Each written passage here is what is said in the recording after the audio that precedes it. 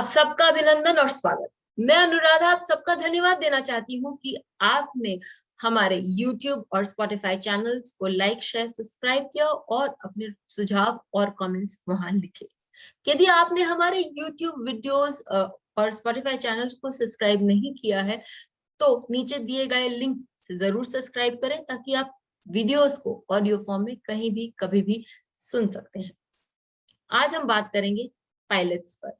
हमारे एक सब्सक्राइबर ने हमें ये निवेदन किया था, रिक्वेस्ट किया था कि हम पायलट्स के कॉम्बिनेशन पर भी बात करें।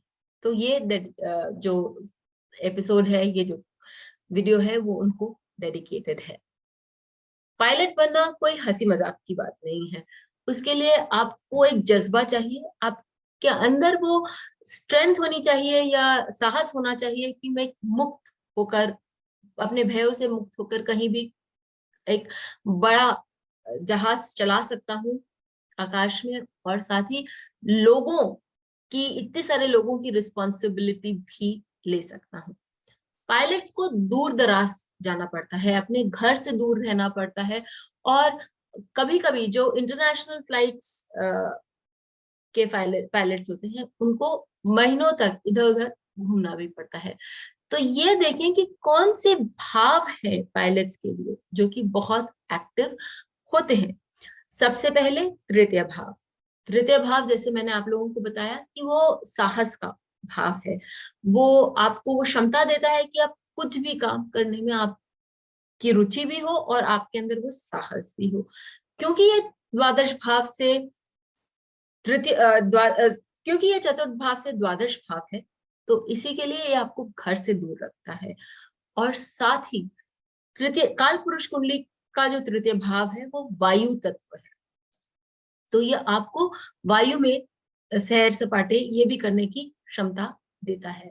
और तृतीय भाव एज इट इज हम बोलते हैं कि वो जर्नीज यानी कि घूमने फिरने या वायु तत्व के होने के कारण एयर जर्नीज देता है। कर्म क्षेत्र की यदि बात करें तो दशम भाव हमारे को लेना या कंसिडर करना अनिवार्य हो जाता है। तो दशम भाव यदि आपका वायु तत्व का भाव हुआ, या फिर दशमेश तृतीयेश से कहीं जुड़ते हैं, या फिर द्वादशेश से जुड़ते हैं, क्योंकि द्वादश भाव आपको लंबी यात्राएं देता है। तो इन सब का आपस में जुड़ना, इन सब का कहीं कनेक्शन होना, ये एक पायलट के लिए बहुत जरूरी है। फिर हम ग्रहों पर आते हैं। सबसे पहले हम बुध को लेंगे। बुध को क्यों लेंगे? यदि बुध की कारकत्व को देखा जाए तो बुध मैसेंजर के द्योतक है। फिर बुध जो है वो बहुत ही फुर्ती से काम करते हैं और वो पूरे समय तक अपना कार्य क्षेत्र संभाले रहते हैं। और काल पुरुष कुंडली के नैसर्गिक तृतीय भाव के बुध जो है वो मालिक है। तो इन सब बातों को ध्यान में रखते हुए बुध ग्रह बहुत इंपॉर्टेंट हो जाता है। राहु। राहु के बारे में बात करें तो सबसे पहले वो एक अलग लीक से हटकर अलग सोचने की या काम करने की हमें क्षमता देता है। राहु क्विक डिसीजंस लेने के लिए क्षमता देता है, जो कि एक पायलट में होनी चाहिए। फिर राहु का जो तत्व है वो भी वायु तत्व है। माना जाता है कि कालपुरुष कुंडली के तृतीय भाव यानी कि मिथुन राशि, जो एक वायु तत्व की राशि भी है और बुध की राशि है, वहां राहु उच्च के होते हैं। इन और तो और राहु कालपुरुष कुंडली के एकादश भाव यानी कि कुंभ राशि के भी स्वामी है, जो कि फिक्स्ड साइन होने के साथ साथ एक वायु तत्व के भी स्वामी है। इन सारी चीजों को दिखाते हुए हम ये कह सकते हैं कि राहु भी एक प्लैनेट है जो जिनका योगदान वायु जर्नियोज पायलट के लिए बहुत इंपॉर्टेंट है। सबसे ज्यादा ये आपको 12th हाउस में दिखाई देंगे, या 12th हाउस के का जो राहु है वो आपको एग्जॉटिक यानी कि बहुत ही डिफरेंट स्थान पर ले जाने, भ्रमण करने के लिए बाध्य करते हैं। फिर हम शुक्र की बात करते हैं। शुक्र की मूल त्रिकोण राशि जो है वो है तुला। तुला राशि मूल त्रिकोण होने के साथ साथ शुक्र द्वादश भाव में उच्च के होते हैं। द्वादश भाव आपको बाहर घूमने फिरने की क्षमता देता है और शुक्र लंबी यात्राओं के कारक है। तो शुक्र का भी योगदान हुआ। साथ ही हम देखते हैं चंद्रमा। चंद्रमा क्यों?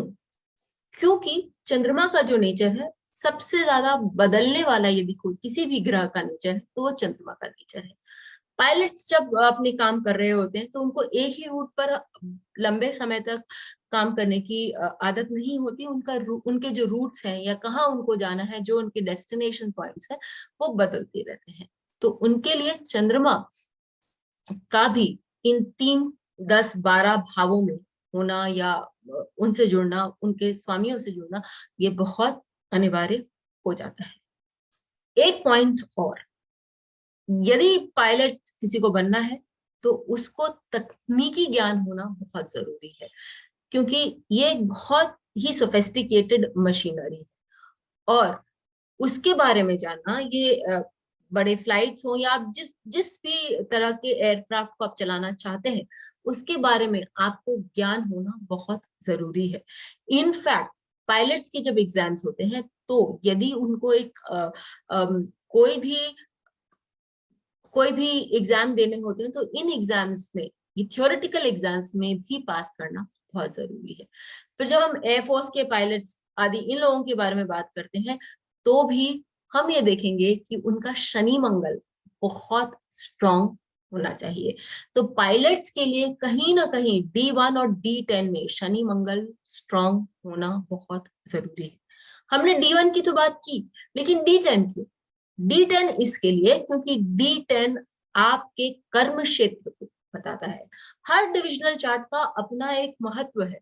उसी प्रकार D10 का यह महत्व है कि आपके कर्म क्षेत्र को अच्छे से बताए या अच्छे से उभर कर उसमें आपकी सारी कर्म, जो आपकी रुचि है या जो आप करना चाहते हैं या जो आप बन सकते हैं, उसको दर्शाए। तो D10 भी होना जरूरी है। अब जब हम सारी बात करते हैं, बिना नक्षत्रों के हम आगे नहीं बढ़ सकते, क्योंकि यदि हम देखें तो नक्षत्र में ही ग्रह विद्यमान होते हैं, रेवती और अश्विनी। रेवती और अश्विनी हमें आकाश में अच्छे से ट्रैवल करना, और अश्विनी खासकर क्योंकि वो स्पेस और जर्नीज, स्पीड का कारक है। और हम जानते हैं कि यदि किसी को पायलट बनना है, अच्छे प्लेन्स जेट चलाने हैं, तो उनका अश्विनी नक्षत्र कहीं ना कहीं स्ट्रांग होना ही चाहिए। फिर हम स्वाति के बारे में बात करते हैं। स्वाति के बारे में इतना ही बोल देना कि स्वाति राहु के नक्षत्र है और उसके देवता वायुदेव में पर्याप्त होगा। आद्र नक्षत्र भी वायु के नक्षत्र है और इसकी जो क्षमता है, और ये वायु तत्व में भी आद्र नक्षत्र जो है वो राहु के नक्षत्र है और वायु तत्व में आद्र और स्वाति दोनों विद्यमान हैं। आद्र नक्षत्र की एक खूबी है कि वो आपको स्टॉर्म्स में भी, यानी कि बादल, गरजते हुए बादल आदि, इन सब में भी चलाने की और विजय होकर आगे आने की भी क्षमता देता है। पुनर्वसु एक पूर्ण नक्षत्र है जिसे अदिति का नक्षत्र कहा गया है, और माता अदिति आकाशों में अपने पुत्रों के साथ हर समय विचरित रहती हैं या विचरण करती हैं। तो ये थी नक्षत्र की भी जानकारी। अब हम एक दो एग्जाम्पल्स लेते हैं और उनमें देखते हैं कि क्या खासियत है या किस तरह से हम उनके D1 और D10 इन चार्ट्स में ये सारे पॉइंट्स देख सकें। एमिलिया इयरहार्ट, उनकी खूबी ये थी कि वो विश्व की फर्स्ट लेडी पायलट थी जिन्होंने बिना किसी को पायलट की, यानी अकेले एक प्लेन को पायलट करके पूरे विश्व का चक्कर काटा। और बहुत ही निडर काइंड ऑफ अ लेडी थी। यदि हम देखते हैं तो सूर्य उनके तृतीय भाव में विद्यमान है, तो सूर्य आपको वो निडरता देते हैं। अब लग्न पर तृतीयेश और शुक्र, तृतीयेश चंद्रमा और शुक्र जो अपने ही घर का स्वामी है, वो अपने ही राशि में वो विद्यमान है। और शुक्र और चंद्रमा शनि को दृष्ट करते हैं, जो कि दशम भाव के स्वामी है, और शनि भी, क्योंकि ये इनका परस्पर दृष्टि का संबंध है। मंगल जो है वो द्वितीयेश है, और मंगल चतुर्थ भाव से दशम भाव को दृष्ट करते हैं, और चतुर्थ भाव से ही दशमेश शनि को भी दृष्ट करते हैं। शनि भी अपनी दशम दृष्टि द्वारा मंगल को दृष्ट करते हैं। ये हमने देखा कि शुक्र, चंद्रमा और शनि मंगल, इनकी जो युति है ये कितनी स्ट्रांग हमें इस चार्ट में दिखाई दे रही है। अब हम राहु पर भी एक दृष्टि डालते हैं। राहु नवम भाव से लग्न पर दृष्टि डालते हैं, यानी तृतीयेश पर एक दृष्टि डालते हैं, और साथ ही शुक्र पर। और क्योंकि वो 3-9 एक्सिस पर राहु केतु का एक्सिस बनता है, तो ऑब्वियस सी बात है कि यदि राहु 7th हाउस में है, 9th हाउस में है, तो तृतीय भाव को भी वो दृष्ट करते हैं। यहाँ हमने देखा उनके D1 चार्ट से हमें क्या समझ आया। अब हम उनके D10 चार्ट पर चलते हैं। उनके D10 चार्ट में हम देखते हैं कि लग्न जो है वो एरीज यानी मेष राशि से बनकर आता है, और लग्नेश मंगल वो उच्च का होकर द्वादशेश के साथ दशम भाव में और राहु के साथ विद्यमान है। तो हम यहाँ देख रहे हैं कि लग्नेश, द्वादशेश, राहु, इन सब की एक युति है। साथ ही दशमेश शनि भी चतुर्थ भाव से द्वादशेश और लग्नेश को दृष्ट करते हैं। अब रही बात और वो शनि जो है वो चंद्रमा के साथ राहु केतु एक्सिस पर है। अब रही बात शुक्र की और बुध की, तो शुक्र और बुध षष्टम भाव से द्वादश भाव को दृष्ट करते हैं और साथ ही द्वादशेश द्वारा भी दृष्ट होते हैं। बुध उच्च के हैं और उन्हें वो साहस भी देते हैं क्योंकि तृतीयेश है, और उन्हें साहस भी देते हैं। साथ ही उनमें वो चपलता थी कि वो कोई भी डिसीजन बहुत जल्दी ले लें और अपने काम में भी एक तरह की फुर्ती दिखाएं। ये हुआ एमिलिया इयरहार्ट के बारे में। अब एक वैज्ञानिक लुई ब्लेरोट, जिन्होंने जिनका जन्म 1872 में हुआ था, तो उन्होंने उस समय इस साइंस पर यानी एयरक्राफ्ट साइंस पर बहुत मेहनत करी थी, और उन्होंने काफी सारे ऐसे कंपोनेंट्स निजात किए थे या उनका आविष्कार किया था जिसके कारण फ्लाइंग, फुल स्केल फ्लाइंग या एक कमर्शियल फ्लाइंग पॉसिबल हो सकती थी।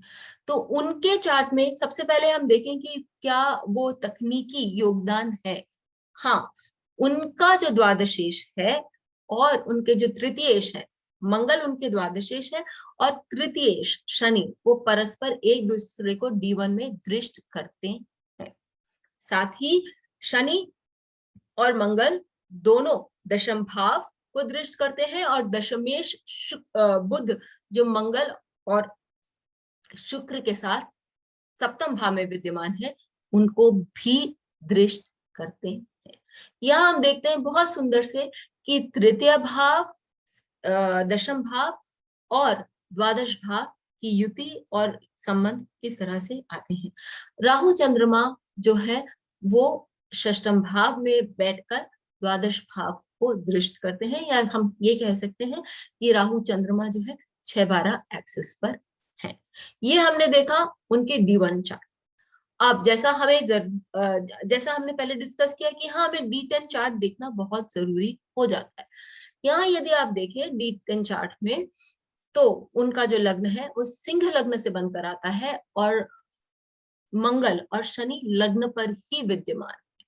मंगल, शनि उनके सप्तम भाव के स्वामी है, और बुध को शनि और मंगल दोनों दृष्ट करते हैं सप्तम भाव में, और बुध भी उनको दृष्ट करते हैं, यानी परस्पर दृष्टि। अब शनि उनके तृतीयेश और दशमेश बुध, शुक्र को जो तृतीय भाव में अपने मूल त्रिकोण राशि में विद्यमान है, वहां उनको दृष्ट करते हैं।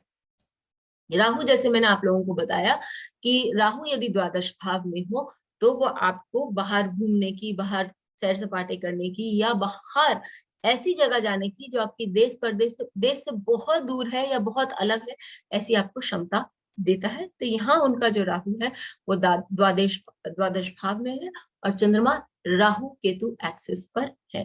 एक चीज और हम देखेंगे, जैसा मैंने आप लोगों को अपने वीडियो केंद्र पर बताया कि यदि प्लैनेट्स एक दूसरे से केंद्र में हो तो वो एक दूसरे की सहायता करते हैं।